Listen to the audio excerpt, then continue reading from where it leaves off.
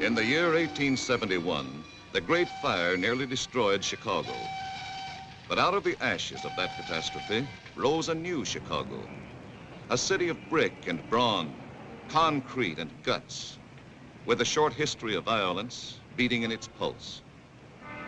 That history is on record, and the record is kept by the newspaper men who have made Chicago's papers great. No period in Chicago's history was more violent than the years of Prohibition. The rise and fall of the bootlegging empires was written in blood and bullets. In 1932, there were 365 murders committed in Chicago, one for each day of the year. 8 policemen were shot down in the line of duty. One of the most ruthless of these murders occurred on December 9th, 1932, on South Ashland Avenue, in a place operated by a woman named Wanda Skutnik. Wanda Skutnik's store in the Polish district was the front for a speakeasy.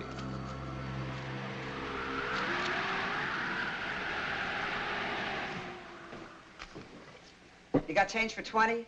That's all right. Pay me next time.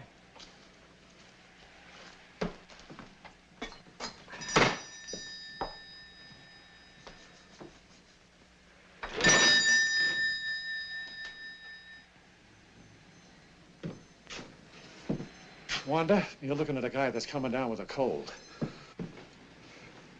Sit down. Oh, thanks. Hi.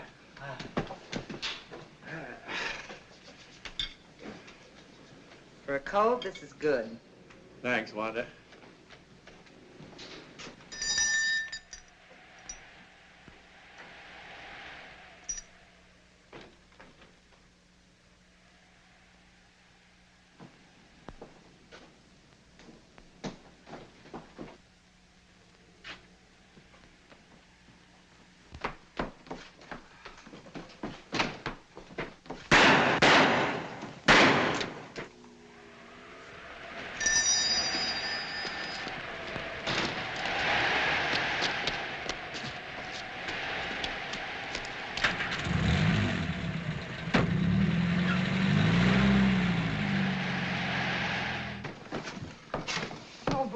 Get the police, Wanda. Get the police, quick.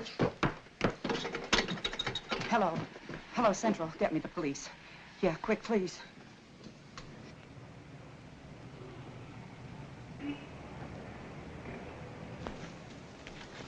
This cornered, frightened bootlegger gave information that pointed suspicion towards a man named Tomek Zaleska. Tomek Zaleska couldn't be found, but 2 weeks later, a tip from another source revealed that Zaleska had spent the night of the murder with his friend, Frank Wiecek. The police closed in on the home of Helen and Frank Wiecek.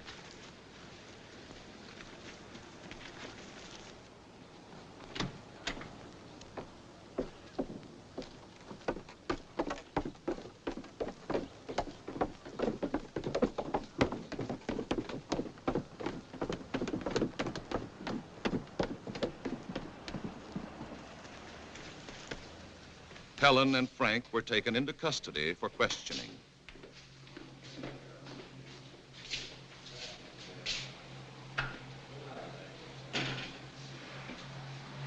Frank Wiecek admitted that Tomek Zaleska had spent the night of the murder at his home, but insisted he knew nothing about the crime. Why did Tomek want to sleep at your house? Well, he was having trouble with his old man, and he was afraid to go home. When did you last report to your probation officer? Last Friday. You're sure it wasn't Thursday? No, I know it was Friday, because that was the day my wife told me she was going to have a baby. You went to the probation officer on Thursday, not Friday. There's your report card. You're confused, son. Try to be a little more accurate. Where were you at 3:30 on December 9th? I was with my wife. I remember because I was helping her shell walnuts for a cake she was making. You were wrong about the day you saw the probation officer. Maybe you're wrong about being at home shelling walnuts for your wife on December 9th. I know I made a mistake about the probation officer, but I know I'm right about the other thing. This statement was signed by your wife an hour ago. My husband was home with me on the 9th of December. I remember this because he was helping me pick dates for a cake. You sure it was walnuts?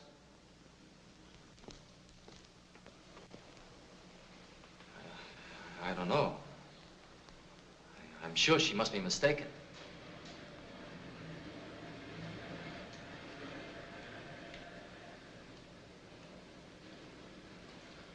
His wife, Helen, was released. But because of Frank's confused testimony on insignificant points and his minor police record, he was held as a suspect.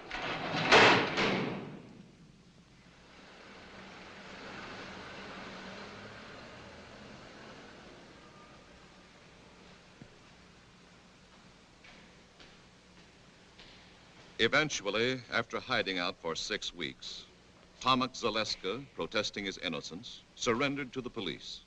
You know we're looking for you. You know we picked up your good friends Helen and Frank Wiecek. And why did you give yourself up if you were innocent as you claimed? I was scared. Sometimes I used to hang around Wanda's place. When I heard they were picking up everybody she knew, well, I figured nobody would miss me, so I just beat it. I know now I made a mistake. But I came in on my own hook, didn't I? When you went to Wiecek's house that night, what reason did you give for wanting to sleep there? I didn't give any reason. I used to spend the night there once in a while. You didn't give them any reason? No. I just asked them to let me stay there, and they did. And you're sure you gave them no reason? No.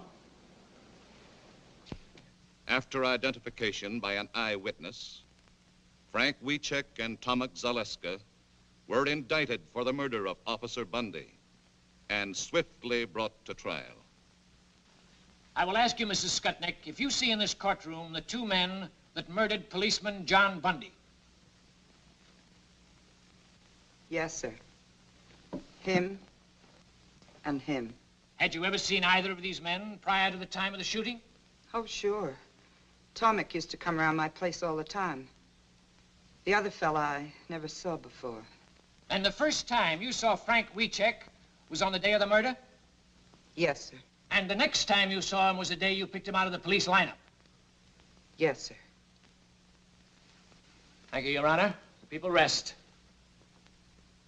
Both men received a sentence of 99 years to be served in Stateville Penitentiary.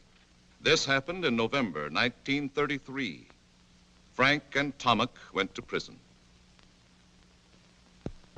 The case was forgotten for 11 years. Forgotten until October 10th, 1944, when a small advertisement appeared in the classified section of the Chicago Times.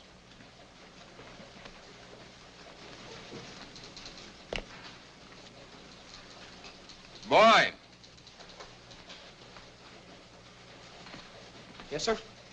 Give me the file on John W. Bundy, cop killed in 32. All right. And get McNeil. Yes, sir.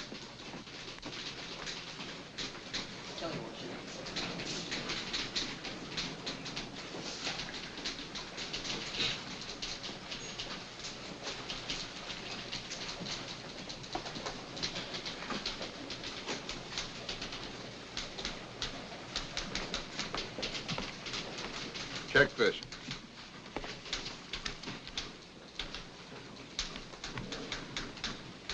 What do you make of it? Well, I want to know why it's worth $5,000 to someone to find out who killed a cop 11 years ago. 1932 was open season for cops. Over on the north side, they were shooting them in pairs like a brace of ducks. This is all I could find on that cop killed in 1932. That Bundy guy, Mr. Kelly.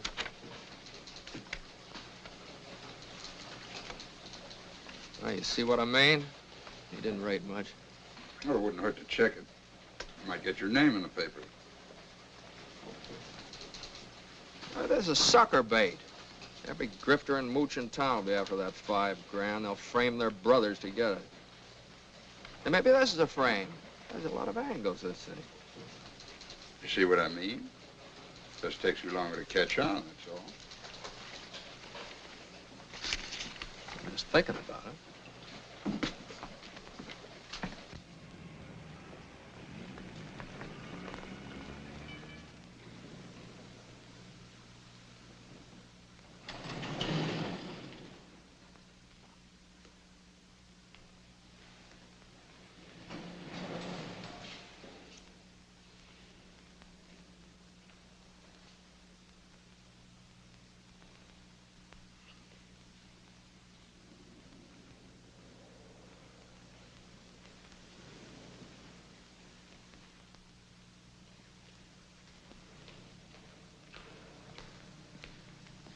I'm looking for Tilly Weecheck.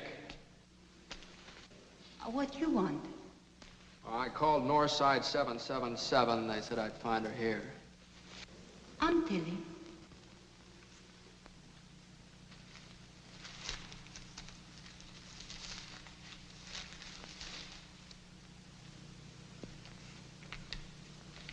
You run this ad? Yes. That's for me. You know something? No. No, I'm a reporter from the Chicago Times. We'd like to know why you're so interested in finding the killers of this Cobb. Frank Wiecek is my son. I his mother. My son's in prison for killing him. He didn't do it. My friends, they tell me if I offer big money, maybe somebody will tell who killed the policeman. Now, you mean your son's in prison for killing the cop, is that right? Yes, but he don't do it. My Frank's a good boy. He don't do this thing. About this $5,000. Where'd you get it? Is that important? Oh, yeah, it's very important. Where he got it, where you got it, might have a lot to do with the case. He might have it hidden away someplace. Maybe you got it from some mob that's trying to spring him. No. I work. I scrub floors. 11 years. I never miss a day's work. I earned it. Every penny. 11 years? That's a long time. Yes. You just say it. My boy, he lived it. Believe me, mister. You don't know my Frank. But me, I his mother. Well, you mean you got some new evidence, something that wasn't brought up at the trial? No. No. That's why I try to buy new evidence. No, you're just wasting your money. You'll get cheated out of it. No, not me. Look, lady. He's in for 99 years. Now, if you want to make good use of the money, send him lots of cigarettes and candy. Try and keep him happy. You're very kind. But I not use my money for candy or cigarettes. If you're not able to help, I get my Frank out someday. Somehow, I dream of this day. $5,000 a lot for a dream. Yes. 11 years. I dream and I work. First, I tried $3,000. Nothing. Now I try $5,000. Suppose nothing happened. Then I work 11 more years.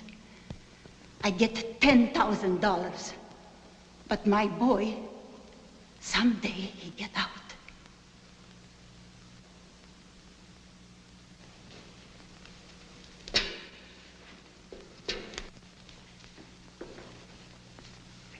I gotta hand it to you, Mrs. Weecheck. You got a lot of courage.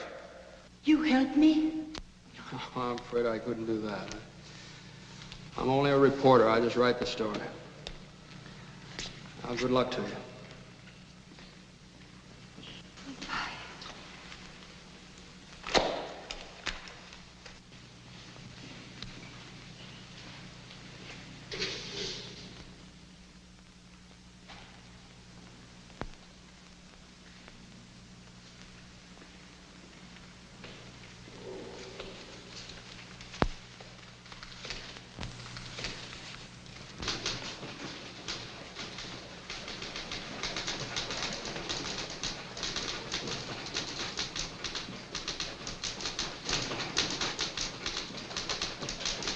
Great job, Max. Thanks, Charlie.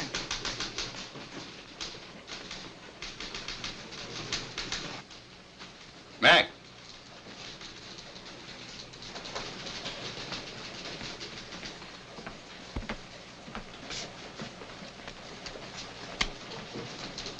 Hey, this story on the scrub woman, pretty good. How'd you like to follow it up by going out to Stateville and interviewing her son? Oh, now, wait a minute. I didn't write the story to glorify the son. He's a cop killer. Well, you got any proof he's a cop killer? Well, they didn't give him 99 years for playing hooky. He had a record. He was on probation when he shot the cop. Yeah, I know. I read the record, too. He's public enemy #1. He and a couple of other kids broke into a grocery store. He got $2 and a record. But in this case, an eyewitness identified him as one of the killers. The Supreme Court reviewed the trial. The conviction was upheld. Well, so what? It wouldn't hurt anything to hear what the guy has to say, would it? Well, why? If you go out there... Well, look, Mac, let's put it this way. Maybe I'm interested for personal reasons. Maybe I'm interested because my mother did the same thing. She scrubbed floors on her hands and knees for more than 11 years. Send me through school. Okay, I'll go out to the pen tomorrow and see him. How about expenses? Here's a voucher. Take it to the cashier.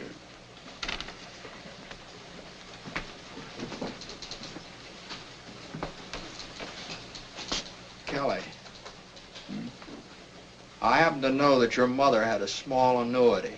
She never scrubbed a floor in her life. You never got past the 5th grade. But I figure if you pull such a corny gag as this, you must want me to go pretty bad, so I'm going. But I want you to know that you didn't get away with it.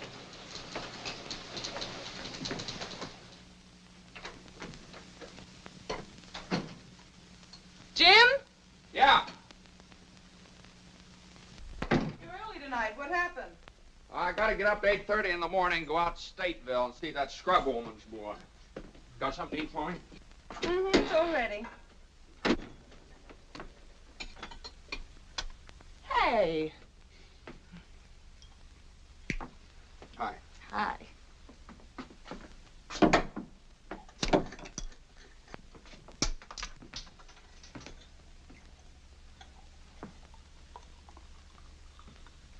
Hey, got a new one, huh? Isn't it a beauty? 500 pieces. Yeah, I can't see how a smart girl like you can spend so much time on these things. Oh, I noticed you worked on the last one. You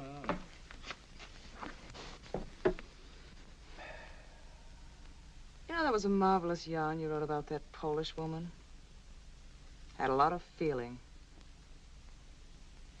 What a magnificent thing that old lady did. Yeah, everybody's touched. Especially Kelly. I was, too.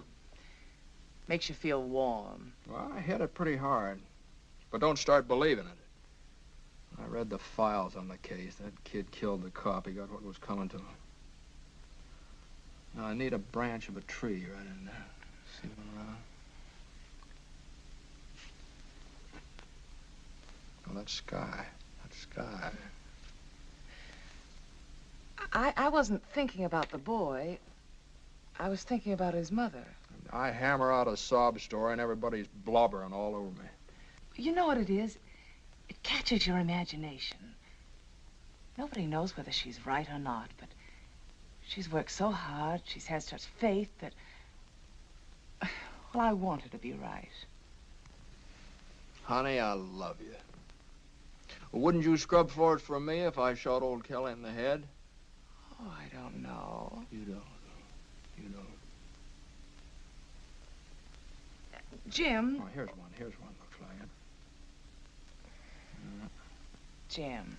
Look, I'm going out to see him tomorrow. Well, you women are suckers for sentimentality, aren't you? I guess that's how I got you. All I had to do was dangle an orange blossom in front of it. Oh, it took a little more than that, Mr. McNeil. It did. Mm-hmm.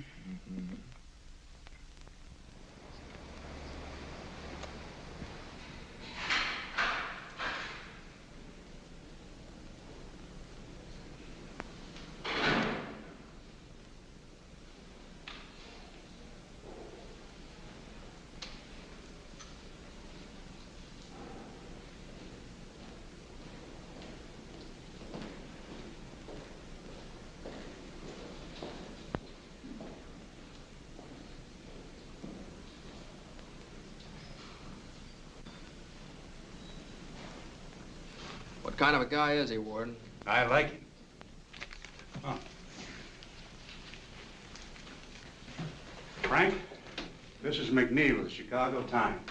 He wants to interview you. Now, you don't have to consent to this interview or answer any questions if you don't want to. But I do want to. Sure I want to. Okay. That's fine. He's yours. Sit down, Frank. The Times has taken an interest in your case. I came out to ask you some questions. Yes, sir. I'd like more of your story, your side of it. I need an angle, something to hit the public with, you understand? Yes, sir. Now, you knew about the ad your mother ran in the papers, and the $5,000 reward. Yeah. Did you know she was scrubbing floors to earn that money? Yes, I did. All she lives for is to get me out. I guess that's all I've got to live for, too. Well, that's a very good angle to play up. Your faith in your mother, her faith in you. You know, if you're guilty, you're just letting her slave her life away for nothing. She knows I'm not guilty. Uh-huh. I read the news clips, transcript of the trial. They don't whitewash you, the way I see it. But you only read what convicted me. All the true facts didn't come out. Even Judge Moulton said I was innocent. The judge that gave you 99 years? Well, the jury said we were guilty. He had to. But in his chambers, he said he knew we were innocent. When was that? Well, after he sentenced us. Oh, after? Well, maybe we'd better duck that. What else? My lawyer was a drunk.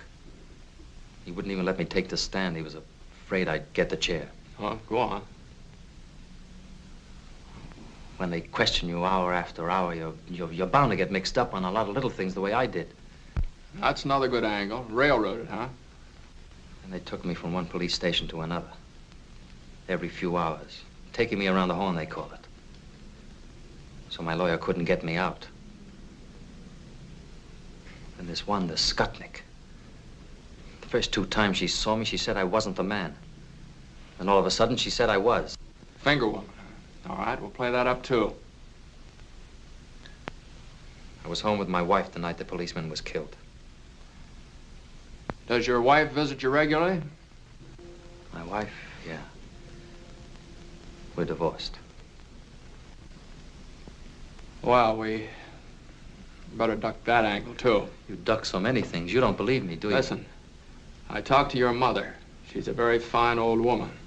She believes you. I need proof. I got no proof. Yeah, I know. All right, now, what we'll do with this thing is this. We'll play up this mother angle and the finger woman, and maybe a little police and political corruption, too.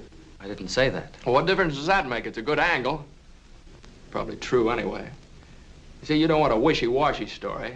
This thing's got to have sock, mass appeal. It's the only way we'll be able to help you. Get sympathy, public support. And you leave it to me. Okay, Warren. Thank you. That's all, Frank.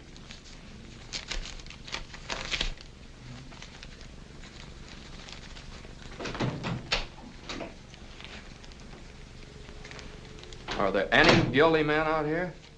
Not if you hear them tell it.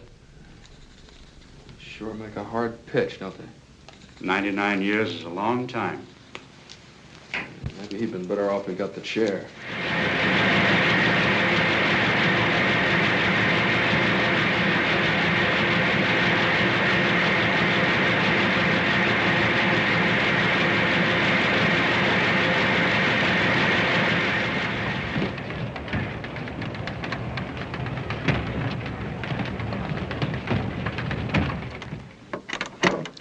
Mr. McNeil is busy, but I'll tell him you like the story. You're welcome. Yes, the Times is going to continue with the WeCheck case. You're welcome.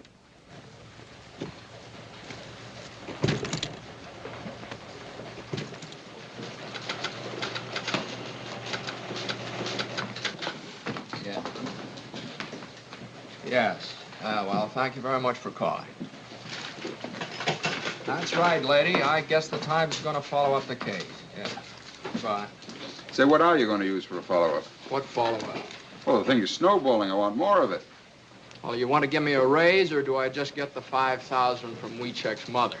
Look, Mac, my job's to print the news that's fit to print. Did it ever occur to you that we might be selling this dead cop short? Maybe he had a mother that scrubbed floors, too.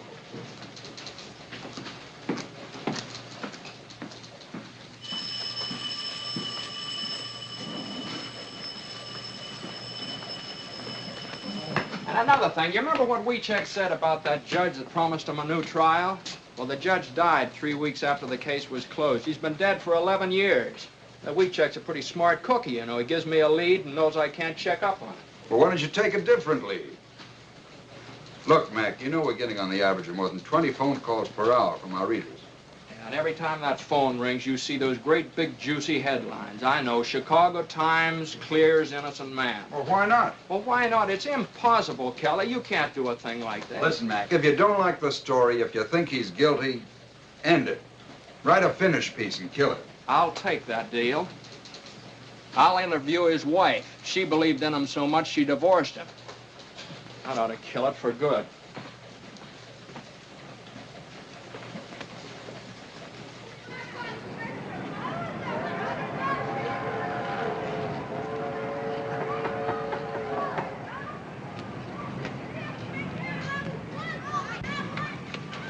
I'm looking for Helen Reiska. Yes? I'm McNeil of the Times. I'm doing a series on the Wiechek case. Oh, yes, I read them. Please come in. This way, please. Oh, excuse me. Just a minute. I got your address from your former mother-in-law, Tilly Wiechek. I haven't seen her since the divorce. I guess she doesn't feel very kindly towards me. Will you sit down, please? Do you think there's a chance that Frank will get free? Do you want him to? Sure, I want him to. Would you be waiting for him? No. No, I wouldn't. I'm married again. Oh. But I'd be glad for Frank, because he's a fine man. And because he's innocent. He was at home with me when the policeman was killed. Yeah, I know. You were baking a cake. You loved him. Then, I mean. I did. Very much. But the lonely nights were too much for you. You couldn't go on that way. No. Is that it? No, that's what Tilly might think. I loved him. I would have stuck to him. But Frank wanted me to get the divorce. Did he pick out your new husband for you, too? It's the truth. Did you contribute to the reward money, or did Tilly earn all that by herself? Oh, I couldn't help. I haven't anything. My husband, Mr. Reiska, takes care of me and my boy. Frank's boy. I can't ask more than that. He's a good man. And he loves me, and he loves the boy. We're lucky. Yeah, you seem to have got out of it all right. Mr. McNeil, I told you the truth about the divorce. Frank wanted it. Well, it's going to be very hard to make people believe it. Frank's wife says he's innocent and shows her faith by divorcing him, you know. But that's just the way it was. I went up to see him that day, wanting to make him keep up hope, wanting to cheer him up. He looked depressed, the way you do when you're terribly worried.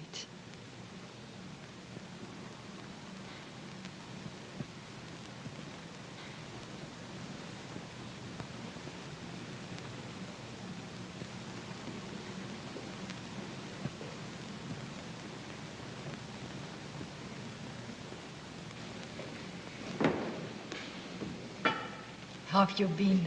Fine. How have you been? Fine. How's Ma? Fine. And the boy? How's the boy? Oh, he is fine. Always fine. Everything's fine. We have nothing to say anymore. Oh, Frank, darling, please. I know. So many things you don't say. You don't want to talk about the outside because I'm in here. You don't want to remind me. But I remind myself. I think of lots of things. Ellen, tell me, how's the boy doing in school? He's doing very well, Frank. What about the other boys? Kids can hurt him bad. They're only kids, Frank. Yeah. They do not know what they're saying. Son of a jailbird. Cop killer's son. Oh, it's nothing, Frank. I was thinking about moving to a new neighborhood anyway. He'll go to a new school. Oh, it's no good. A new school is no good, Helen. A new name. That would be good. Frank. I'm just like dead, Helen. In 30 years, maybe I can get a parole, if I'm lucky. 30 years. Helen, you've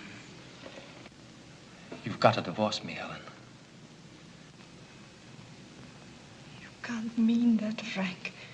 Yes. Love's not for us anymore, Helen. It's finished. Now we must think of the boy. Only the boy. My boy must live for me. But I couldn't do it, Frank. I just couldn't.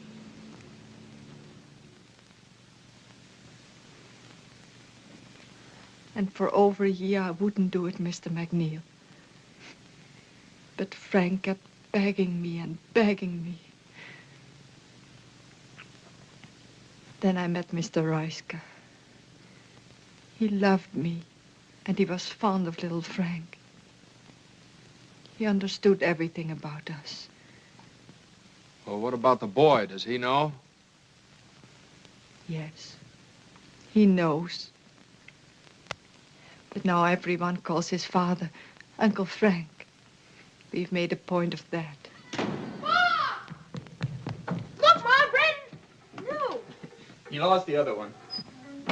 This is Mr. McNeil of the newspaper. And that's my husband, Mr. Reiska. Reiska? And that's my boy, Frank. How are you? Say, I'd like to get a couple of shots of you and the boy, if it's all right. That's all right. Come on, son. Come over Sit- here, sit Frank. Right there. There you are. Come on. Hey.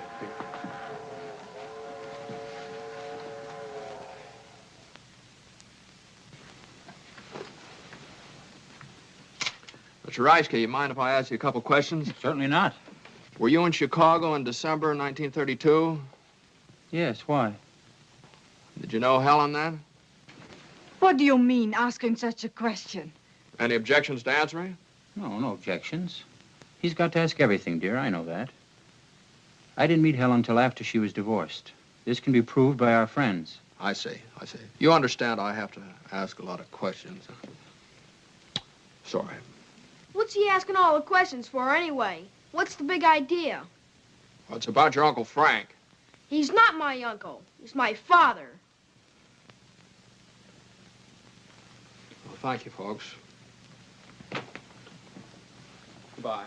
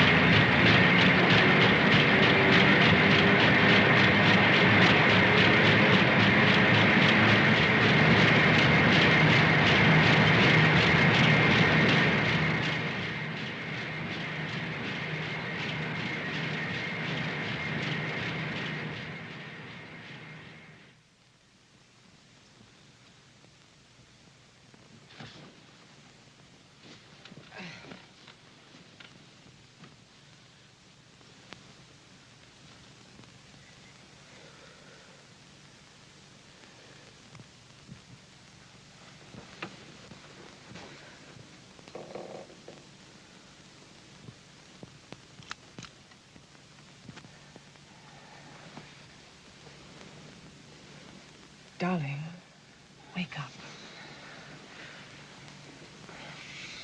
What's the matter? Huh? Hungry? Want a nice sandwich? Oh, no.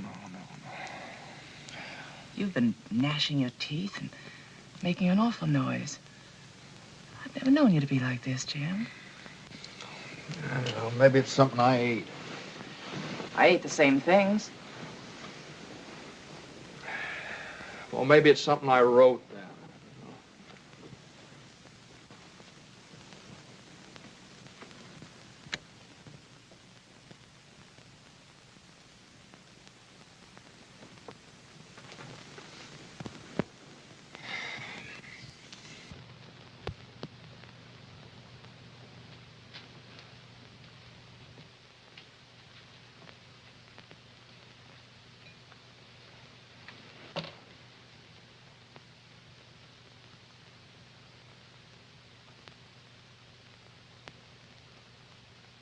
You look nice. Will you marry me? I did. Oh, yeah, that's right. Thanks. You're welcome. Just remember I'm here. Well, come on over here. Maybe we can work this out together.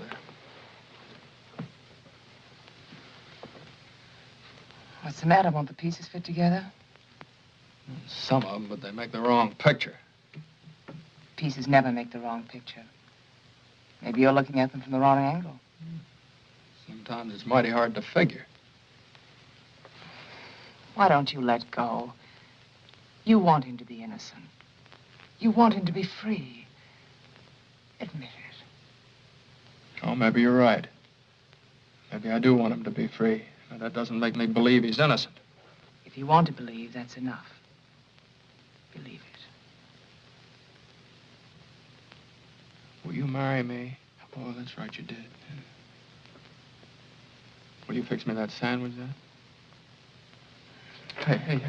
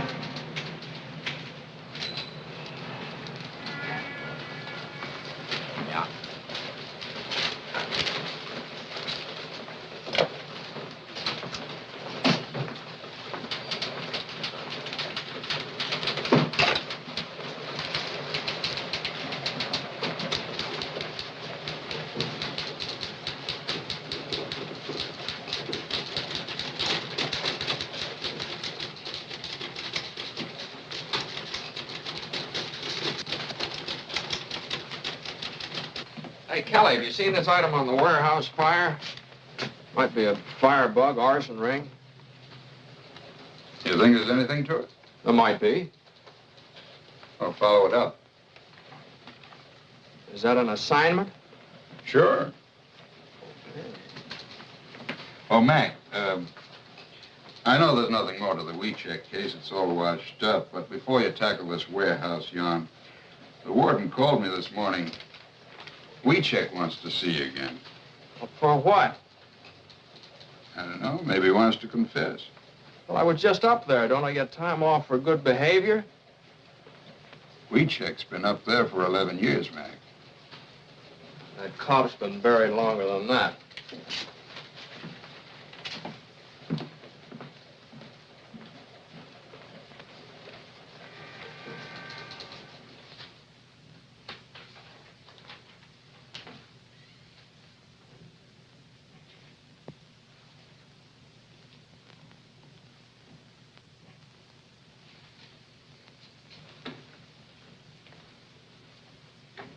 Hello, WeCheck.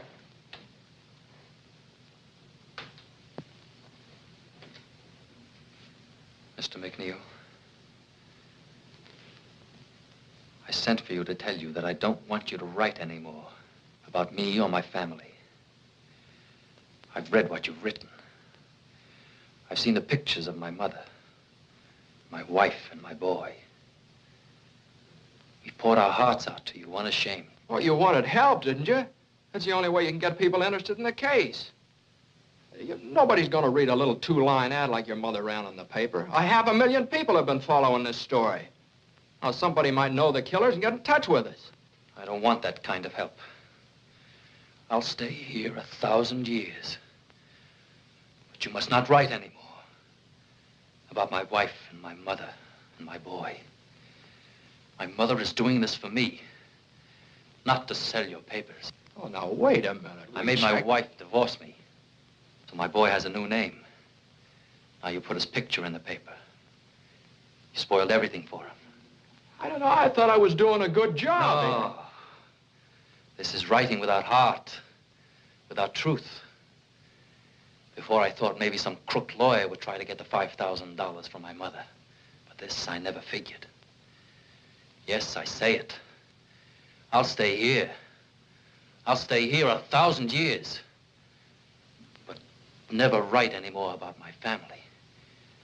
Leave them alone. Leave alone my wife and my boy.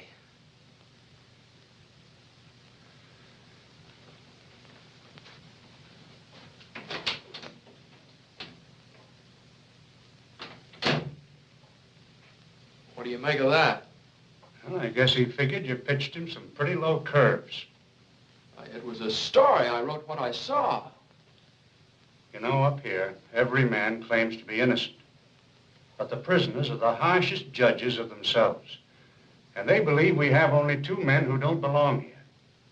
Tomek Zaleska and Frank Wiecek. All right, Warden. Say, I wonder if you'd let me try something else. I'd like to talk to Tomek Zaleska.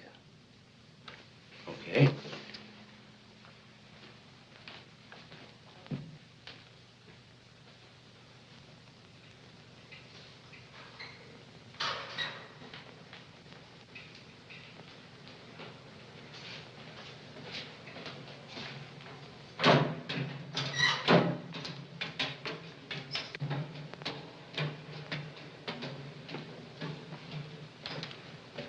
I'd like to talk to Zaleska. Yes, sir.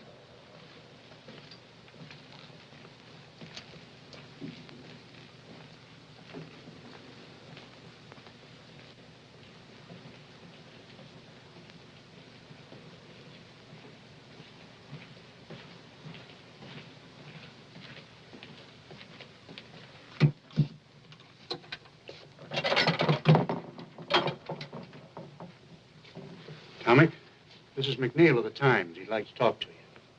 Yes, sir. Warden, would it be stretching the rules too much if I talked to him alone? No. No, go right ahead. Thank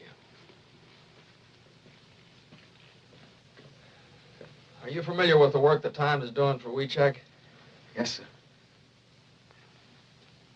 Now, look, Tomek, we want to clear up this Bundy case one way or the other. We don't think Frank was in it with you. Now, if you confess and name the man that was really with you that night, the Times will do everything in its power to get you a parole for turning state's evidence. The chances are you'll be out of this place in a few years. What have you got to lose? You're in for a life now. Come on, tell us the truth.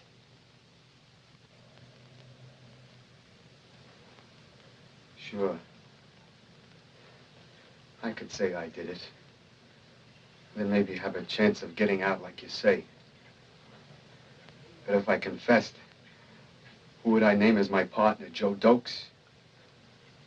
I couldn't make it stick for 1 minute. That's the trouble with being innocent. You don't know what really happened.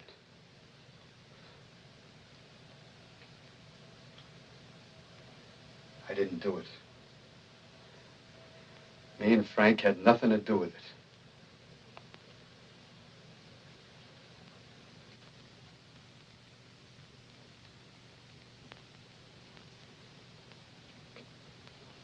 Okay, Tomek.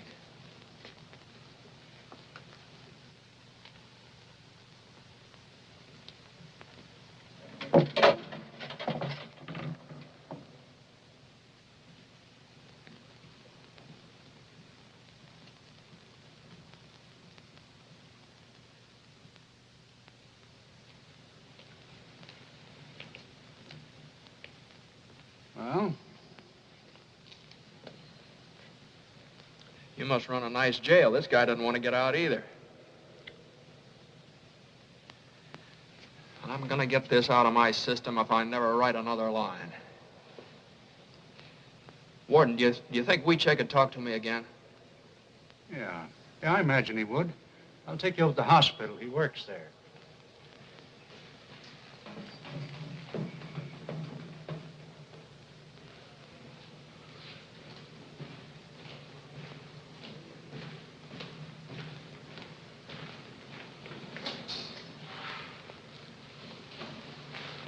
Frank, Mr. McNeil would like to talk to you again if it's all right with you.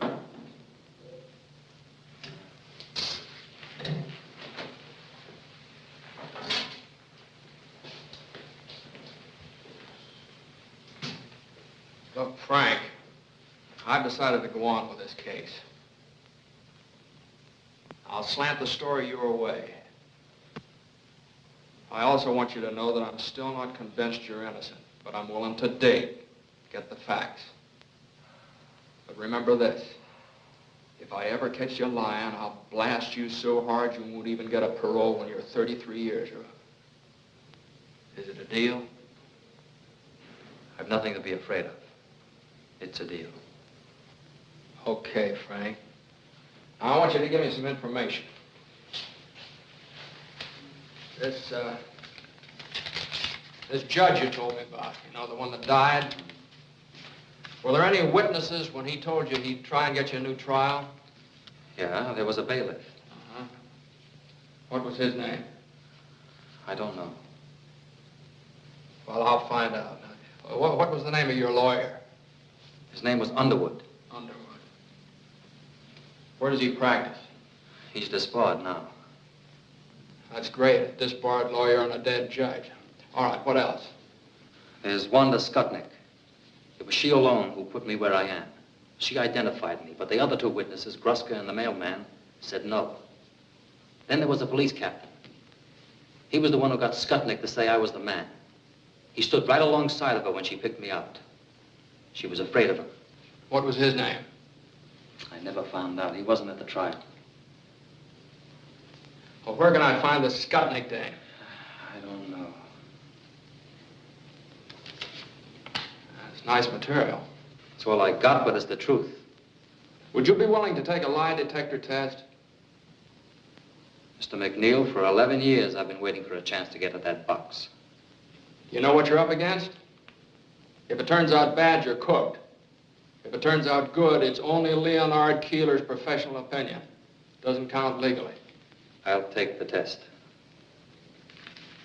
Okay, I'll fix it up for you.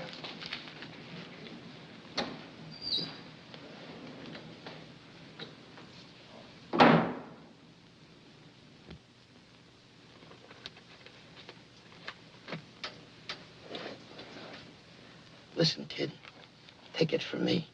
Keep away from Keeler and that lie detector.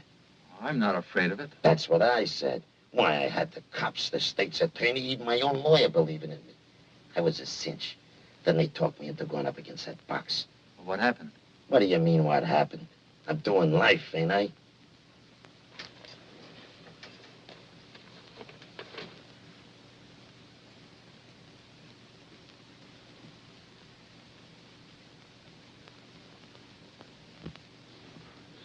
Well, the only thing the machine is for is to record the emotional reactions of an individual. We place a blood pressure cuff about the upper arm of the subject, and then through the impulses to the timbre system, record the variations in blood pressure and pulse on this stylus. Then the pneumograph is fastened about the subject's chest, and we record the changes in the respiration. And the electrodes fastened on the palm and the back of the hand to record the changes in electrical conductivity of the skin. It's a very sensitive criteria for emotional reaction, emotionality. Oh. Mr. Keeler's all ready for you, Frank. Sit down, Frank. Just take it easy and relax. I'll do the best I can, Mr. Keeler.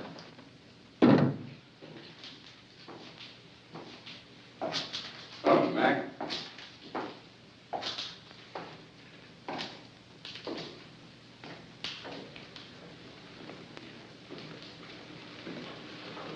What are you doing here? I was driving out to Decatur to see my brother and thought I'd stop by. I'd never seen a lie test before. Decatur's out the other way. Yeah, well, I took the detour, the long way around. Yeah.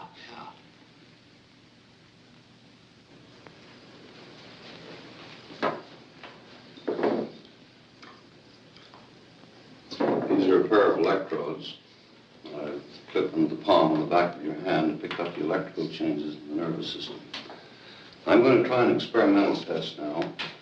I want you to take one of these cards, look at it, remember the card that you chose, and then place it back in the group. I'm going to ask you one card at a time, and I want you to say no to each card that I ask, including the chosen card. You understand? Yes, sir. Now just face forward, don't watch the machine, and sit as quietly as you can.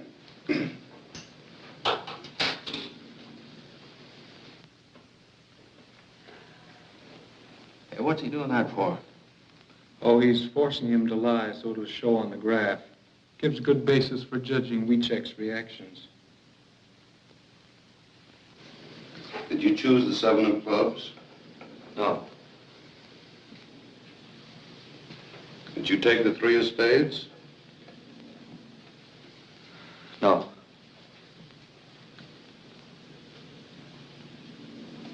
Did you take the Queen of Hearts? No.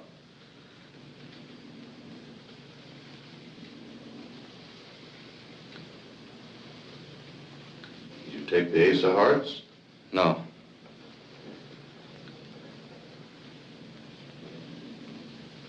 Did you take the 5 of Diamonds?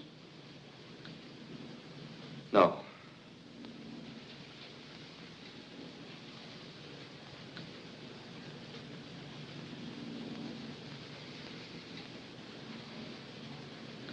Did you take the 6 of Clubs?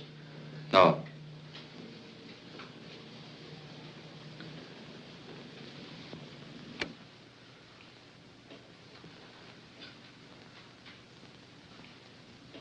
You took the 5 of Diamonds, Frank. Did you? Yes, sir. Now I have a prepared list of questions I'll ask you. I want you to answer all of these questions now by yes or no. And if you have anything to explain, do that after I ask you all the questions. Just turn around and face forward. Sit as quiet as you can all the way through the test.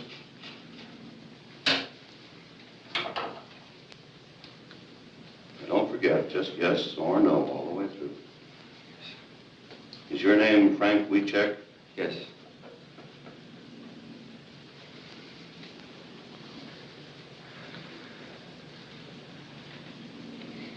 Did you have breakfast this morning? Yes.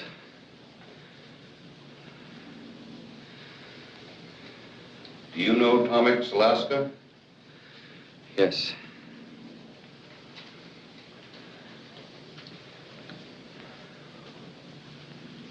You're 6 feet tall, aren't you? 5'9". Just a minute now. Just yes or no, all the way through. I'm sorry, sir. And sit quietly. Yes, sir. I'll have to begin again now. I'll just ask you some of these questions. I'm sorry. Is your name Frank Wiechek? Yes.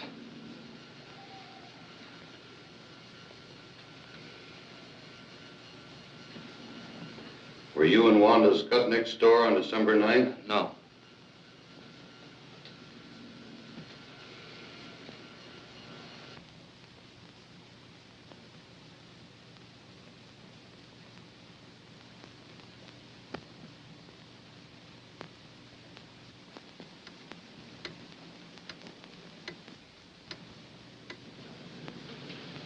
Were you home at the time of the robbery? Yes.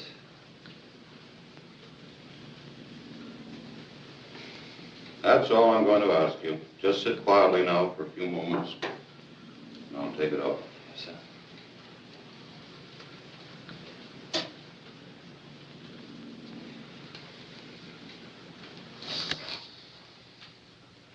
Now we're all through, Frank.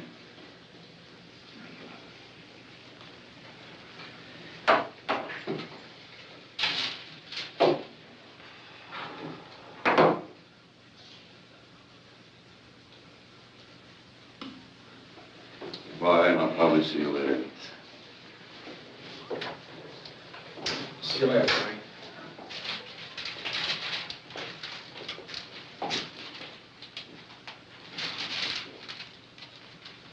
What's the verdict?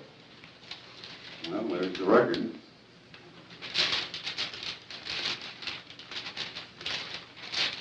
Well, what's that jump there? Well, he reacted in all three curves, very specifically. He lied to that question.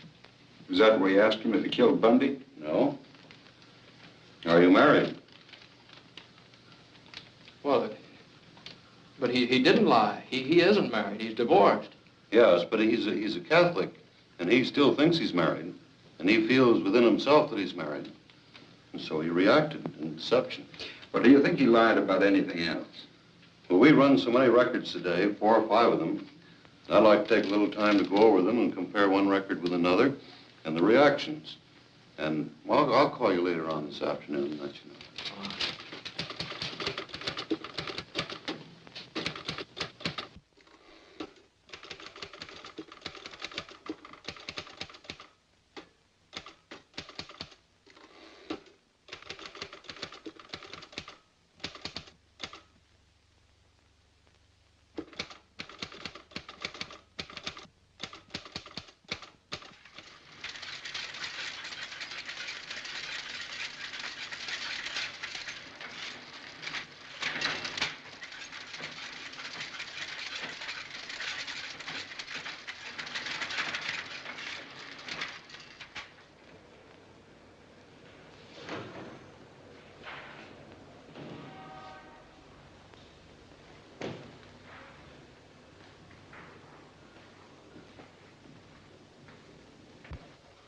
Hiya, McNeil. What can I do for you? Say, Larson, I'd like to check on the date of arrest of a fellow by the name of Frank Wiecek. You mean the cop killer? Oh, I'm just trying to do a job. I'm afraid I can't help you, McNeil. Our arrest books for 1932 are in the warehouse. They're not available. What do you want me to do, go to the commissioner? You know where you can go as far as I'm concerned.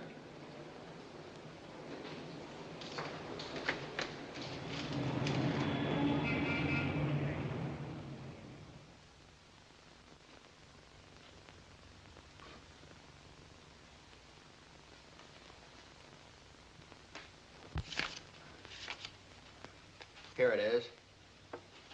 Booked for murder December 23rd.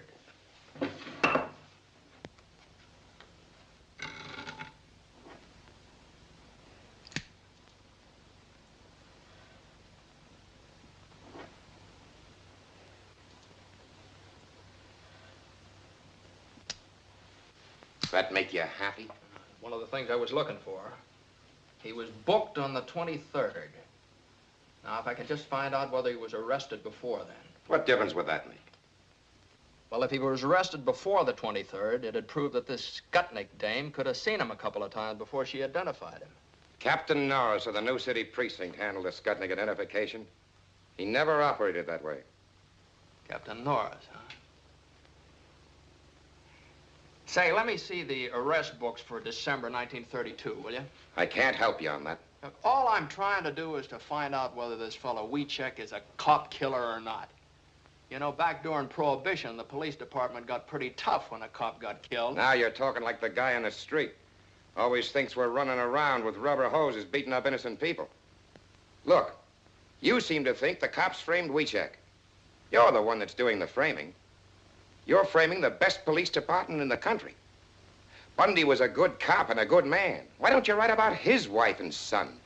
And about the other 357 cops killed in the last 20 years? Oh, back in 1932, they did a lot of... Maybe they did, but they weren't always wrong. How do you know? Were you in the division at the time? No. All I can say is it's awful hard for a man like me to be fair to a cop killer. And supposing he isn't a cop killer? Maybe I ought to help you, but I just can't. You've helped me plenty, don't worry. Captain Norris, huh? Had charge of the Skutnik identification, huh? Well, it looks like he's sort of mixed up in this himself. Maybe I better go over and talk to him. You better take a shovel with you. You'll have to dig him up. He died in 38.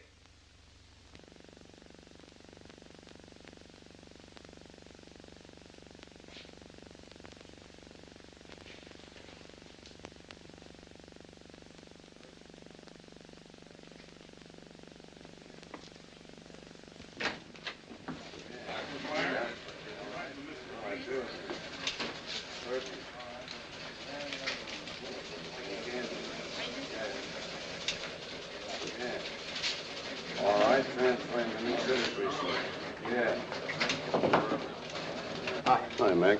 Off your beat, ain't you? Yeah, sort of. I need some help. Lay off of me, Mac. The word's gone out to keep away from you. I've done you a lot of favors, Matt. Now, is there any place I can find some records of people that come in here and look at the police show-ups?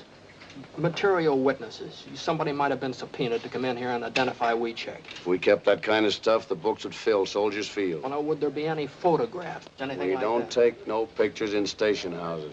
Press boys might get a shot of the witnesses on the steps, but never inside.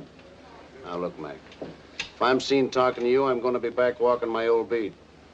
Now, why not be a good guy? Don't be here when I get back. Okay, may I use your phone? Yeah, use that line. Don't touch those.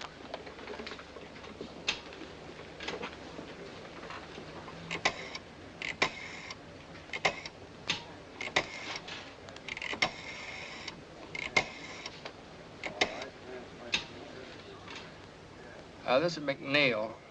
Give me Kelly. Say, check through our files to see if any of our boys took pictures of the Wiechek arrest in 1932. Get someone to check the Tribune and the rest of the papers. Now listen, Kelly, a photographer takes maybe 10 shots, prints one of them. I want to see the other 9. Now listen, the Herald Examiner, they were still in business then, weren't they? Now this is just their kind of picture. I'll check on that myself.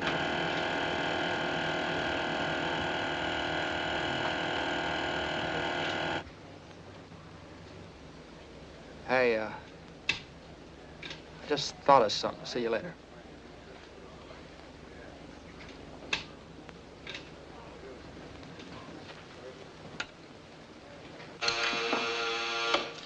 Your city precinct. This is McNeil over at headquarters. You got the book on the Wiechek arrest, 1932? Yeah, but we've been told to pull it out of the files. I'll drop over and see it. Okay, we're right over. Right.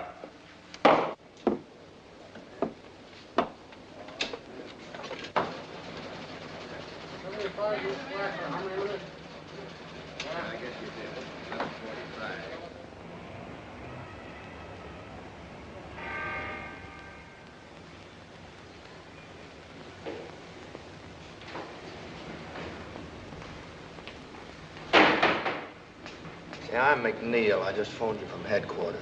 You got that book on the Wiechek arrest? Come in.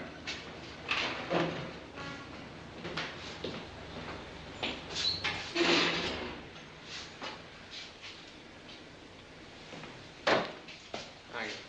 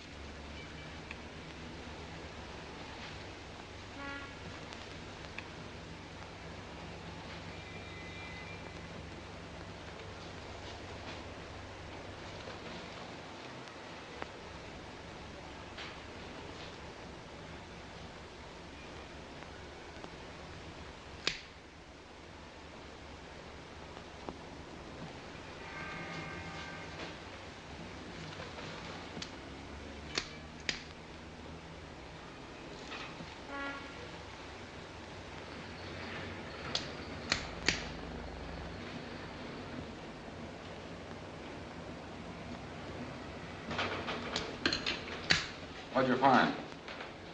Wiechek was arrested in the morning of the 22nd. He wasn't booked until the afternoon of the 23rd. Norris took his time, didn't he? What'd you say your name was? McNeil. What division? I'm McNeil of the Chicago Times. This is confidential information. This is public information, and I'm entitled to use it. We've got our orders. You got a beef, you talk to the state's attorney's office. That's a good idea. I think I will. In the meantime, I wouldn't let anything happen to that book if I were you.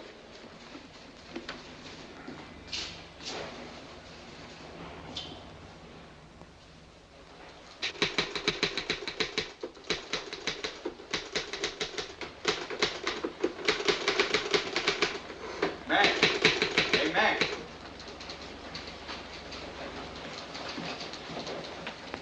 Hey, this is hitting him pretty hard, isn't it? I haven't even started on him yet. I think this whole thing stinks. Kelly speaking. Yeah. Yes, sir. Right away.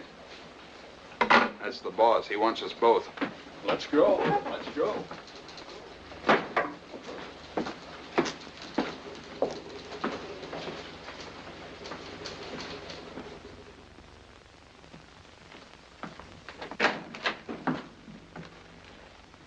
Go right in, Mr. Kelly. Mr. Palmer's waiting.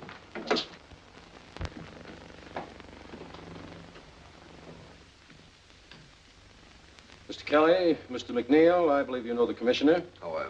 Mr. Faxon from the state's attorney's office. All right. And this is Robert Winston representing the governor. How do you do, How are sir? you? Of course, you know Mr. Burns. Mr. Kelly, these gentlemen object to our handling of the WeCheck story.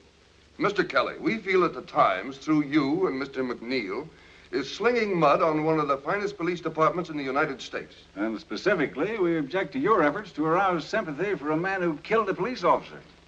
We'd just like to point out, gentlemen, that Frank Wiechek was convicted by a jury. His case was reviewed by the Supreme Court, and the conviction was upheld. All these legal authorities believed in Frank Wiechek's guilt. Well, a long time ago, a lot of people believed the world was flat. At this late date, do you wish to impugn the integrity of the jury and the court? If they were wrong, yes. Back in 1932, a steady stream of convictions made good publicity. Remember? Frank Wiechek was found guilty, and he belongs where he is. Were you in the state's attorney's office in 1932? Why, yes, I was, but I didn't have anything to do with the Wiechek case. I have no axe to grind, Mr. McNeil. But I believe you're unnecessarily discrediting this regime. Furthermore, your stories may be holding out false hope of a pardon to both Frank Wiechek and his mother. I'm not so sure it's false. We are. Look, up until now, what we've printed was based on interview and investigation. We've invented nothing, and we don't intend to. Well, a great deal of emotion and color can be lent to simple facts. The governor feels this entire matter is undermining law and order. But Wiechek is innocent. It'd be criminal for us to stop now. Well, you must remember, Mr. McNeil, that another political party was in power at that time. We're not to blame, but the public tires us with your brush. You can't destroy the confidence we've built up in this regime just to sell newspapers. It may have started like that, but it isn't that way anymore. Now, look, gentlemen, believe me, this man is not guilty. I don't know if he's guilty or not, but we don't want this police force persecuted anymore. Well, what's the difference? now, Just a minute, gentlemen. The governor wants this thing cleared up. We're not asking you to forget the man if he's innocent, but we don't want this dragged on and on just to promote circulation. Now, we have a proposition to offer you to settle this thing once and for all. I can suggest to the governor that he set up a hearing of the pardon board. If Wiechek is exonerated, he'll get a pardon. But if you can't clear him, you're to drop this matter once and for all. Is that a deal? What do you say, Mac? It's a deal if Mr. Palmer says so. Okay. It's a deal. I'll ask the governor to set up a special hearing next week. Are you ready to accept that? Yes, I am. There's just one thing, Mr. McNeil. If you go before a pardon board and they turn him down, it'll go on Wiechek's record. Then when he's eligible for parole, that record may hurt his chances. Now, mind you, there's no regulation. There's no law. But the very fact that he was investigated by the pardon board and turned down may have a prejudicial effect upon his application. What you're doing is gambling with Wiechek's parole. Now, that's a chance we'll have to take. Well, gentlemen, that's settled then. We're agreed. Thank you very much, gentlemen. We'll live up to our end of the bargain. Goodbye. Goodbye, sir. Goodbye.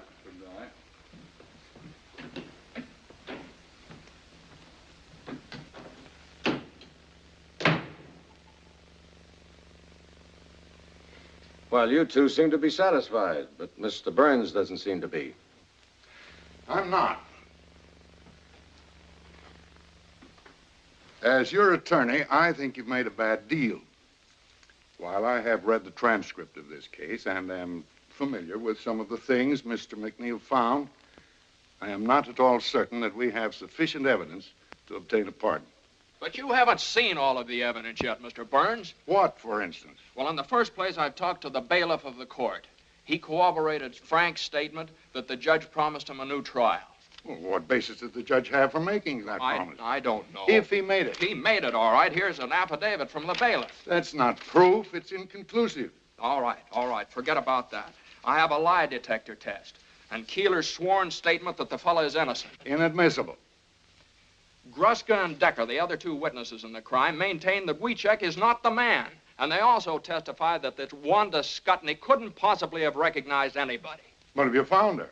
What does she say? Gruska and Decker contradict it, but it's inconclusive evidence. Now, what new admissible evidence have you? Well, there's a whole lot of new stuff. The state's attorney's office tried to keep me out of the record books. That's the reason they had that fella faxing up here. And another thing. Why is this Wanda Skutnik dame keeping undercover? A couple of mobsters might have killed that cop and threatened her for not playing ball. Or maybe she's trying to keep in good with the law. I don't know. She ran a speakeasy. Now, look here, McNeil. I'm an attorney. I know what it is to go up before the pardon board. They go on facts. Facts? Okay, I'll give you something better than facts. I'll give you a picture. Take a look at that. Now, Wanda Skutnik testified that she didn't see Wiecek from the time of the murder until the time she identified him on the 23rd of December. Now, Frank maintains that she did see him several times on the 22nd of December when the cops were taking him around from station to station. All right, that bears out Frank's story right there. There's a picture of Frank and Wanda going into one of the stations. Where'd you get this, Mac?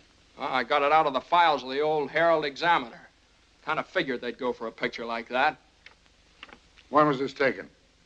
Well, obviously on the 22nd. Oh, now look here, McNeil. You can't just say that obviously it was taken then.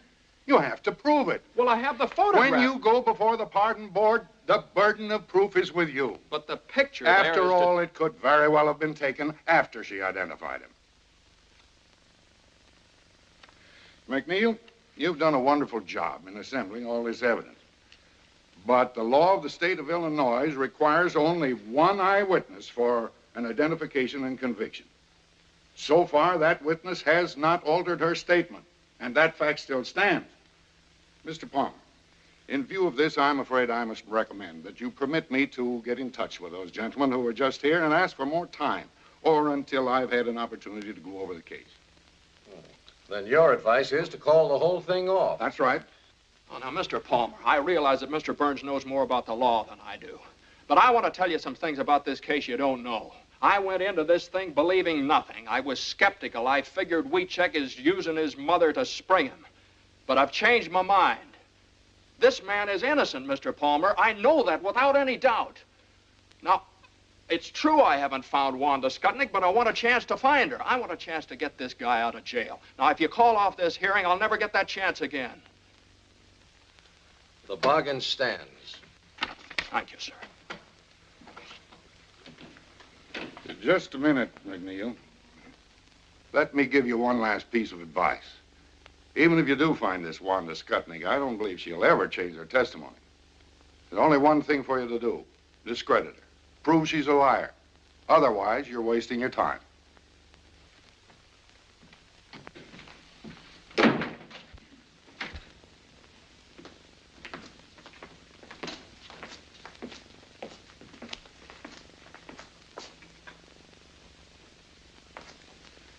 Yeah, that's great. Great speech, Mac.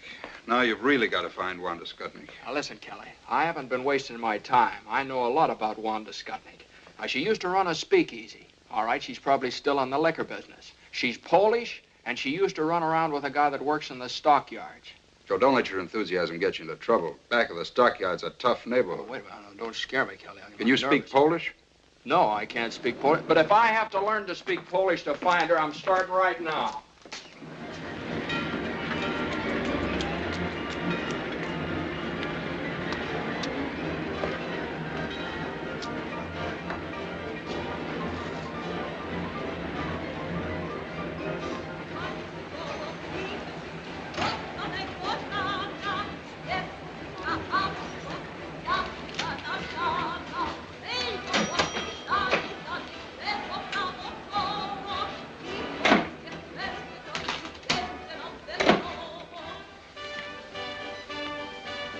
What do you have? Say, did you ever see that woman before? Her name's Wanda Skutnik. You a copper? No. Her uncle died, left her a little money. I hear she's remarried. Having a hard time finding her. Money, huh? Well, I don't know. I'll see if the boys in the back room know about it. Kto je? Czy któryś słyszał, że kobieta się nazywa Wanda Skutnik? Nie. Ja jej nie pewna żonata? Ja wcale nie. Ma nowe nazwisko. Nie. Never heard of her. Fine.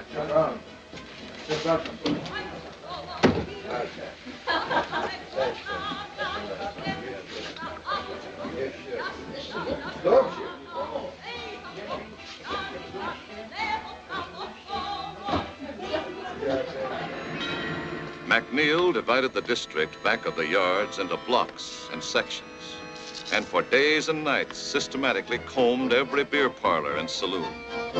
Ja panu powiedziałem, że więcej już nie będę pracować. Tak ciężko robił. O, panu opowiadam. That's all for me. Sure. Na zdrowie panu. Na zdrowie.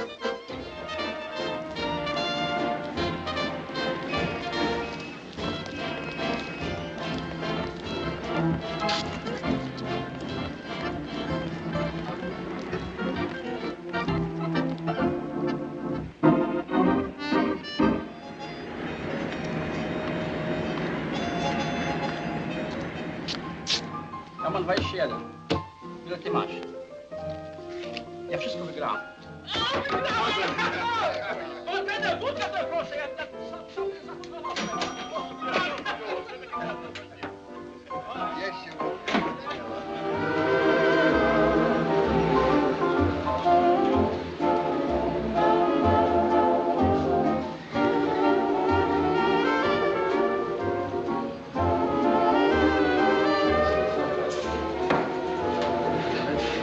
Give me a bourbon.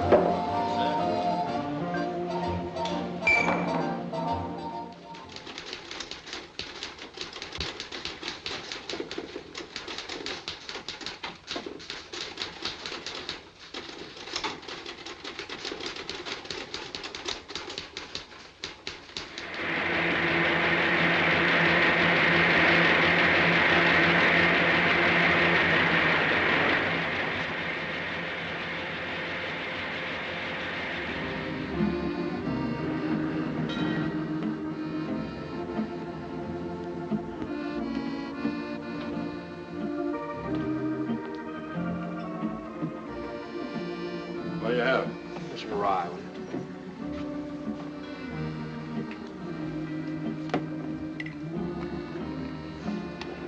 Say, did you ever see that woman around here? No, I don't think I have. Her name's Skutnik, Wanda Skutnik. A lot of women come in here, but I don't know them by name.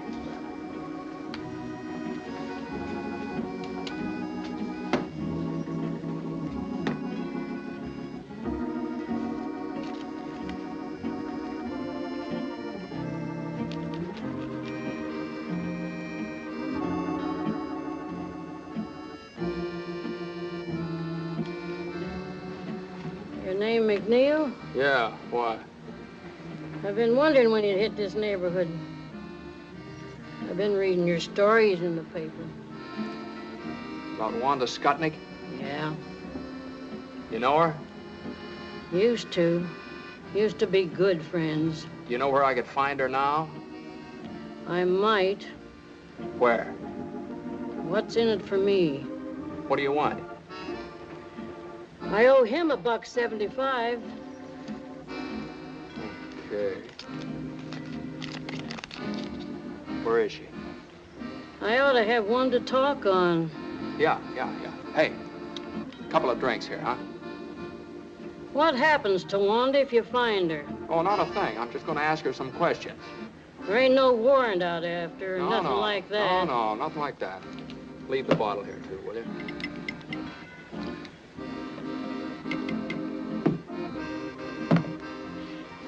She hadn't ought to thrown them bricks at me. You know Honora Street? Yeah, sure. You go down there. 725. 725. What's her name now? Siskovich. Wanda Siskovich. But don't tell her I said so. She's got a bad temper. I don't want her throwing no more bricks at me. Won't tell her a word. There you are. Thanks.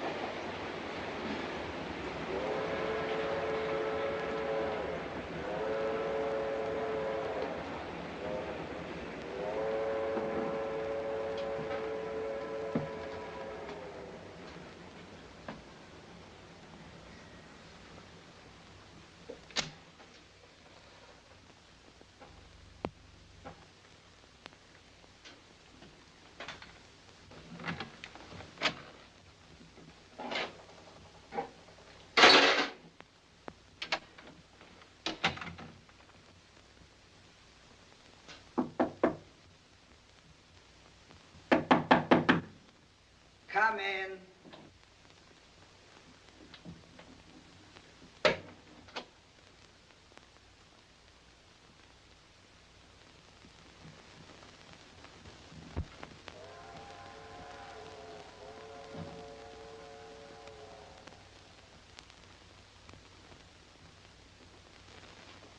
Who are you? I'm from the Times. Get out of My name- here. So you're Wanda Skutnik. Yeah. I've been wondering when you'd show up. Now, look, lady, I'm not going to give you any trouble. I'd just like to ask you a few questions. You want to cry in my beer? All I want to know is this. Is there any possibility that you might have been mistaken when you identified Wiechek? No. Well, if you're so positive, we can prove it. Will you take a lie test? A lie test? You think I'm crazy? Look, will you give me a sworn statement? I did my swearing in court. How many times did you see Frank before you identified him? Never. You didn't see him before the police show up? No, only when he killed the cop. Look, I said all I got to say. That's all there is, see? What do you mean that's all there is? There's a lot more than that. This kid's been up in the pen for 11 years. Now, look, I've got to go before the pardon board day after tomorrow. Now, Frank's got a good chance to get off if you help him. I got no reason to help Wiechek, and I got no reason to help you neither. You're the one that wrote them lies about me.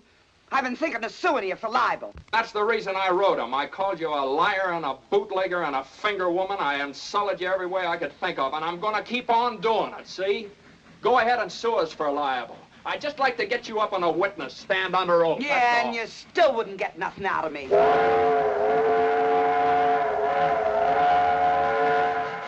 Why you bother her?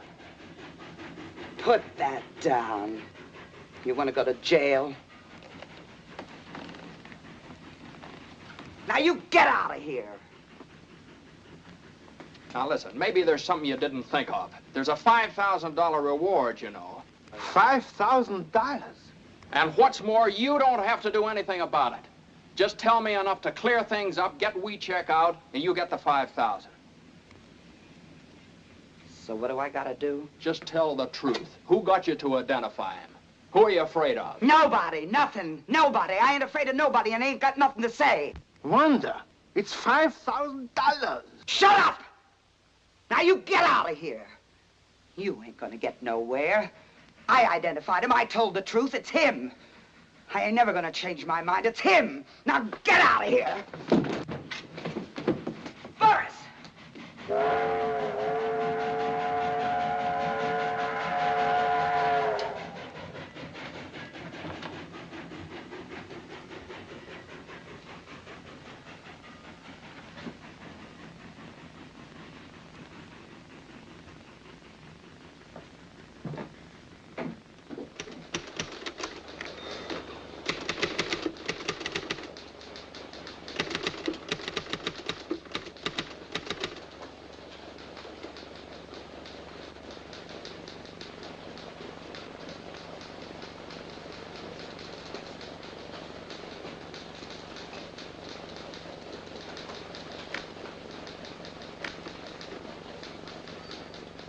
Well, Mr. Burns has given us a clear picture of the situation. If Wanda Skutnik can defy the pardon board, if the board has no authority to subpoena her, the power to make her talk, then we're helpless.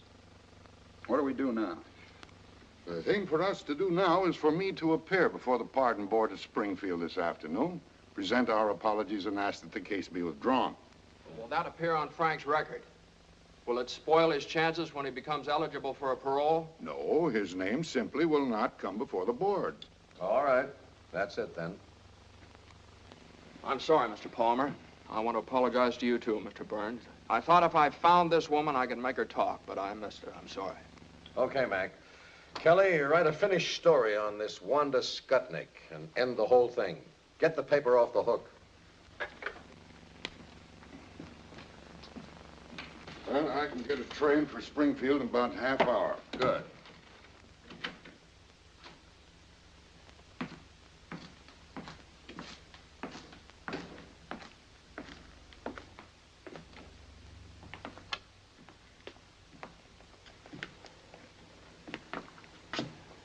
Big day for the Weechecks. Write a finished story. Get the paper off the hook. How do you end it? Well, first you better go out and see Weechek's mother. I couldn't do that. I just couldn't do that, Kelly. What he wanted to do, read it in the paper?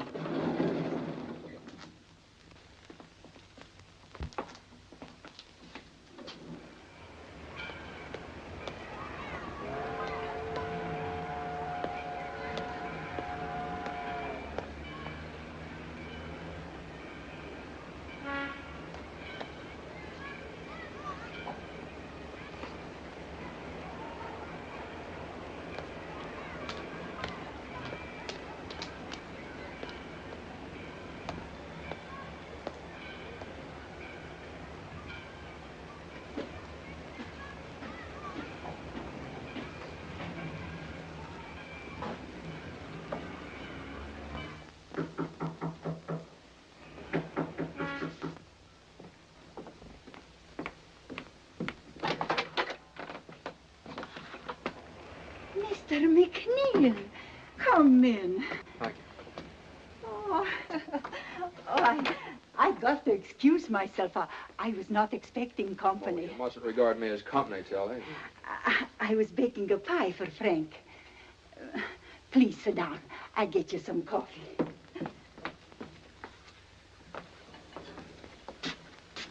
I really can't stay, Telly. I just came out to talk to you about something. About the pardon board, yes? Oh, I pray for this day. I want to tell you about it. Yeah. Come over and sit down. And now it has come. It is here. Telly, I must tell you this. Yeah. We're going to call off the hearings. We don't have a chance in the world of getting Frank his pardon. No chance. No. But you work so hard. You do everything. Everything I could. You got lawyers. He tell pardon board. We have the best.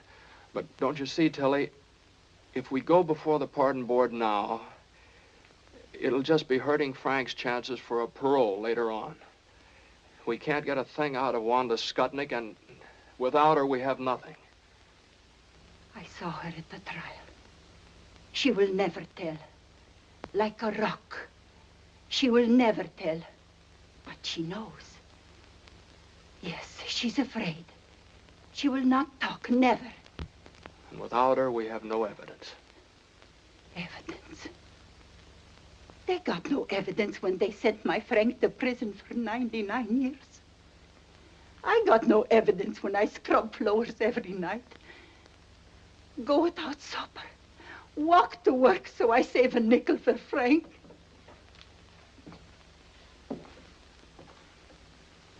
Evidence? What is this evidence?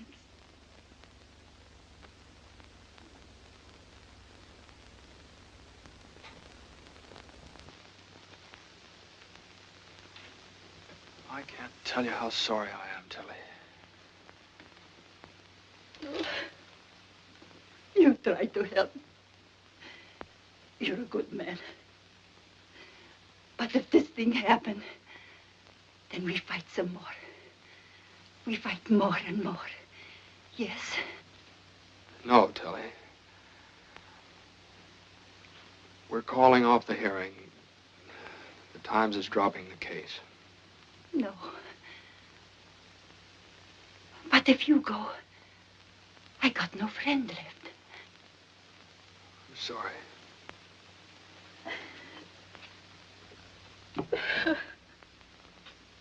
No friends left. No friends no more.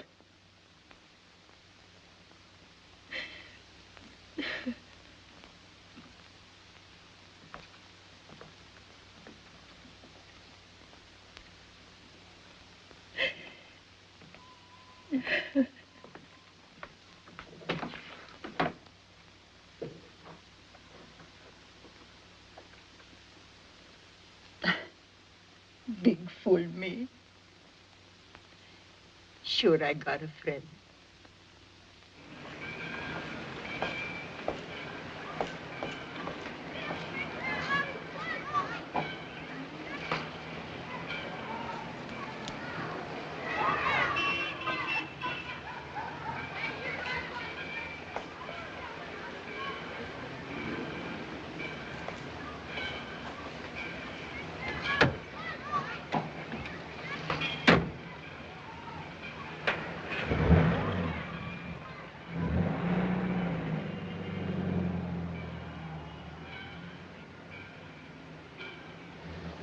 Where to?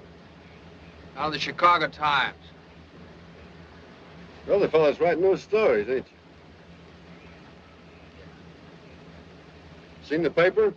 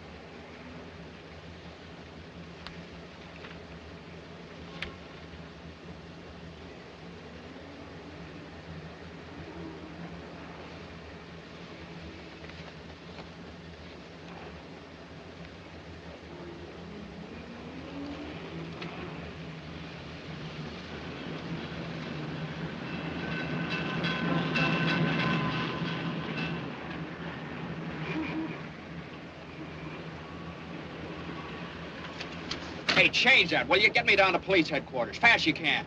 Right away. McNeil, the Chicago Times. First door on your left, Mr. McNeil.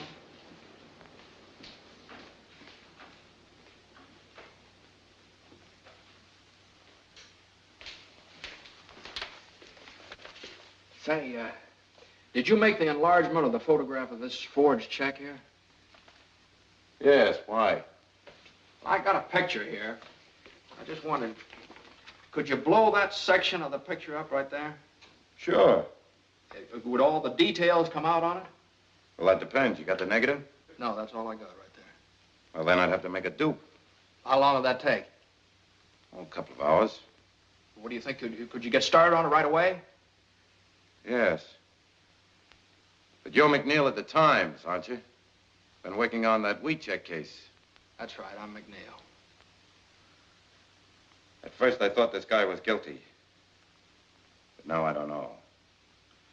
You take a look at it. Hey, could I use your phone? Sure, right over there.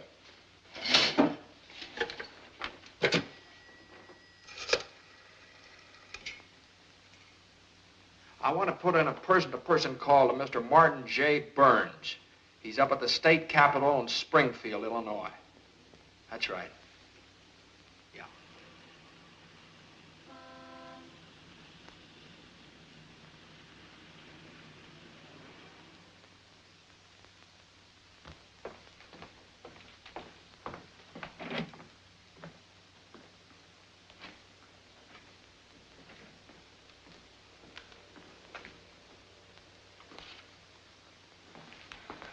Sorry, gentlemen.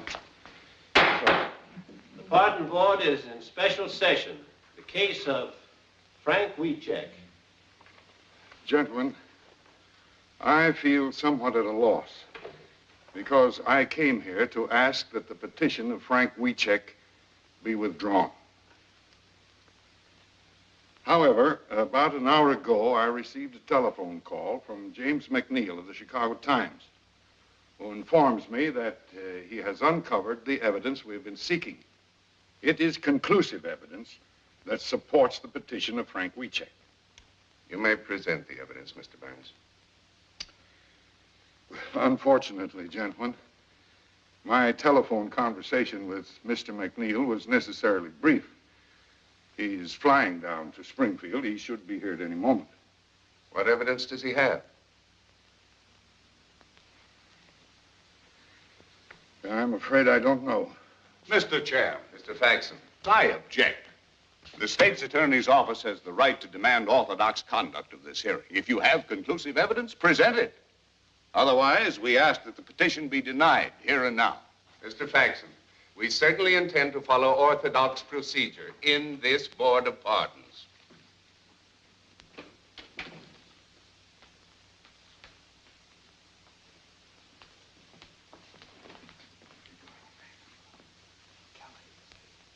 Kelly's sending it over the AP wire. Have you got anything at all? Don't have a thing. We just have to stall them. Let me talk to them. All right.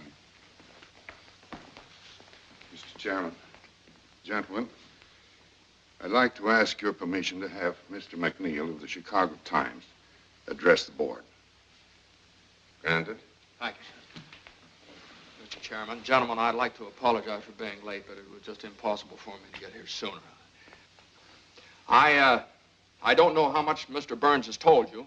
Strictly from a reporter's point of view, understand. I've assembled what I feel is a very solid case. And of what does this case consist? Well, it consists of such debatable items as a lie detector test. Now, I realize that you're unable to accept that. You want evidence. But sometimes the weight of evidence, just because it's in the record, is heavy enough to crush the truth. We'll discuss the shortcomings of our judicial system some other time, Mr. McNeil. Yes, sir, I'm sorry. I realize that at the present time you want facts. We have a notarized affidavit from the bailiff of Judge Moulton's court that the judge felt that Wieczek did not receive a fair trial. We have those documents before us, Mr. McNeil. They could hardly be called conclusive. Yes, sir. But as you probably know from those documents, Gruska and Decker contradicted Wanda Skutnik's testimony, and those affidavits bear them out. The board is aware of that too, Mr. McNeil. But Wanda Skutnik has not altered her testimony, has she? Wanda Skutnik lied from beginning to end. She lied about everything. You know, it's a very funny thing about the statue of justice up there. She has a sword in her hand. It's a double-edged sword. Cuts both ways. It keeps cutting the ground out from under everything in favor of Frank Wieczek, But the other side of it, that isn't so sharp. It doesn't cut the ground out from under Wanda Skutnik, and she's the only one responsible for Wiechek's conviction. Now, I have a police record here that proves that Wiechek was arrested on the 22nd of December. I have another one here that proves he wasn't booked until the 23rd of December, 1 day later. Okay. Wanda Skutnik testified that she didn't see him from the time of the murder until the time she identified him in the police lineup. Here's a photograph of Frank Wiechek and Wanda Skutnik together going into a police station. Now, take a look at that, gentlemen. That's new, and that's the basis of my conclusive evidence.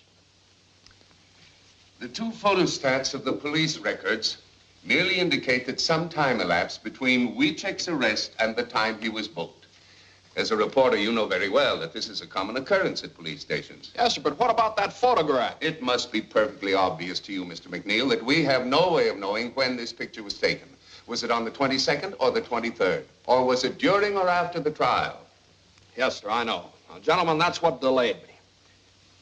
Now, if I do prove that that photograph was taken on the 22nd of December, 1 day before Wanda Skutnik identified Frank Wiechek in the police lineup, how about that? What then?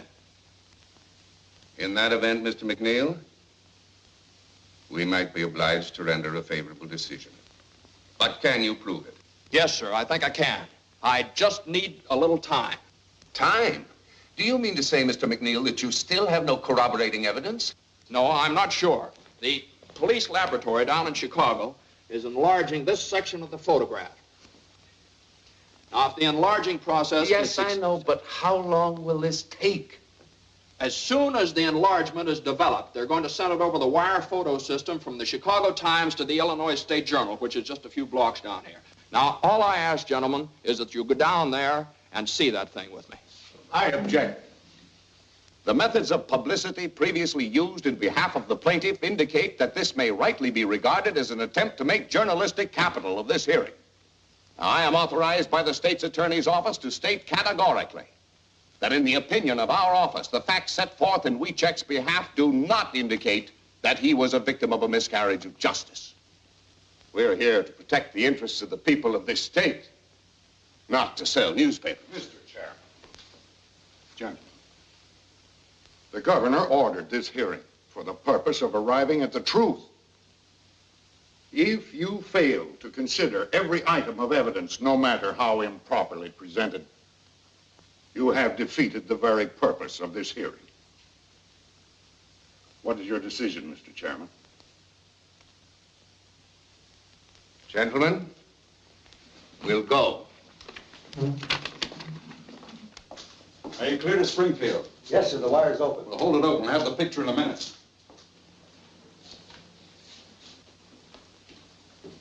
Which one's McNeil? Yeah, right here. There are a couple of prints that came in a while ago from Kelly of the Chicago Times.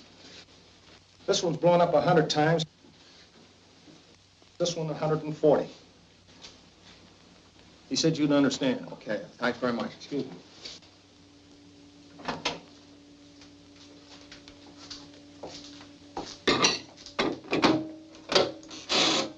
Ask them if they're ready. Springfield, are you ready for this picture? We're ready. Okay, here's the final lineup. Okay. All ready, Mr. McNeil.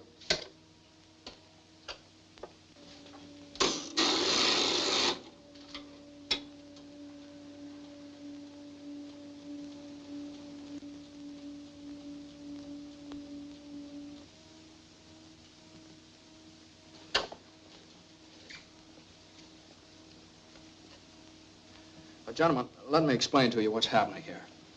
As you remember, this is the picture I showed you before, you know, and this is the area we're working on right here, the newsboy. All right, now this print is that area enlarged 100 times. And this print is that same area enlarged 140 times. Now, the picture coming in now is this area right in here, blown up as big as possible. Well, what do you expect to find in the enlargement? The date on the newspaper held in the newsboy's hand. Is that possible? Frankly, I don't know, sir. It depends on a whole lot of things. condition of the dupe negative, the density of the print. I've been doing a little praying, too.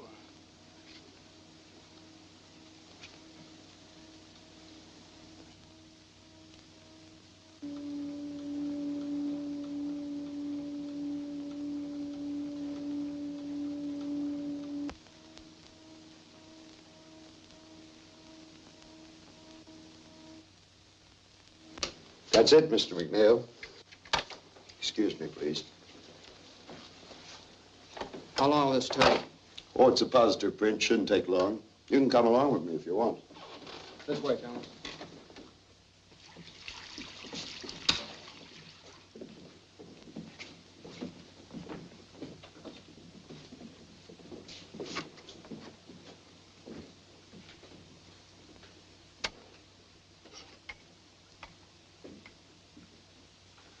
Remember, this is the area I showed you.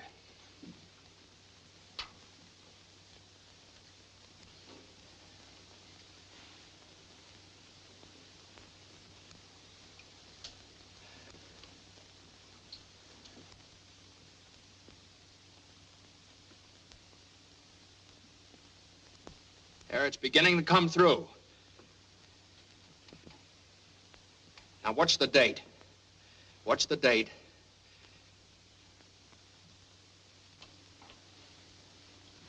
December. There it is. December 22nd. 22nd of December. There it is.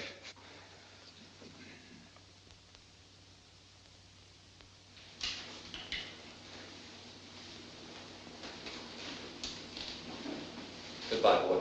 Good luck, Frank. Thank you.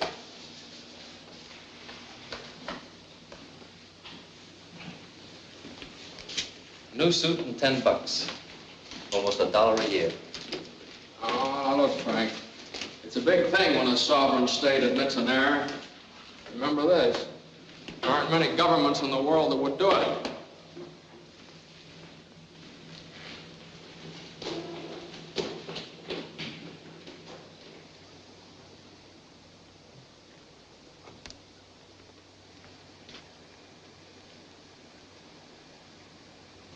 That's my daddy! Daddy!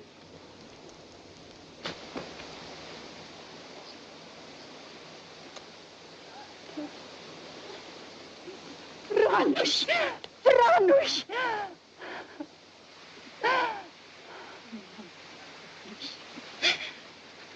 Helen. Frank.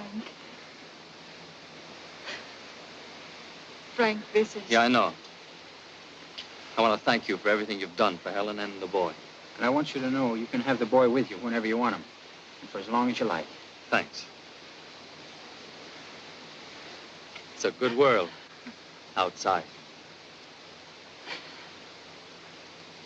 Yes, it's a good world outside. And Frank Wieczek is free. Free because of a mother's faith, the courage of a newspaper, and one reporter's refusal to accept defeat.